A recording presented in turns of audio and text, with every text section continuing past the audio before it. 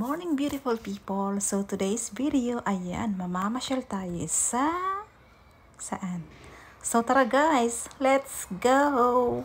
Summer nga pala dito sa France, kaya ayan, mamamasyal-masyal tayo and mag-ano na rin tayo, mag-enjoy. Kasi summer nga, once a year lang naman dito yung summer, kaya tara, sulitin na natin. So, andito na nga kami, ayan, malapit na kami dito sa Jardin Tuileries dito.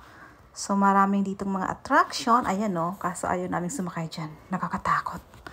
And ayan, basta maraming attraction dyan. Meron pang pahagis-hagis. Pero hindi talaga kami dyan sumasakay kasi, hay nako, dapat ingat pa rin tayo. Diba? Kasi mahirap na. So, ayan nga si Winona. Ayan, excited sila mga bagets. Kailangan mag-enjoy ng mga bagets.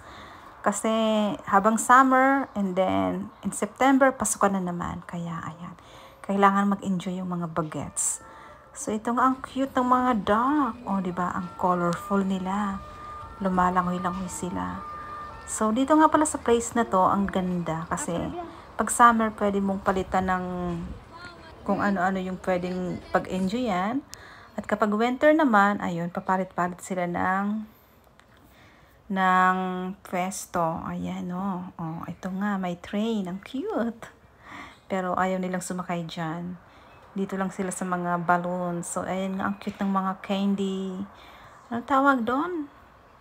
Cotton candy. So, ito nga pahagis-hagis. O, diba? Sino bang sasakay dito? Nakakatakot naman talaga. So, kayo guys, tara, sakay na kayo sa rides na yon.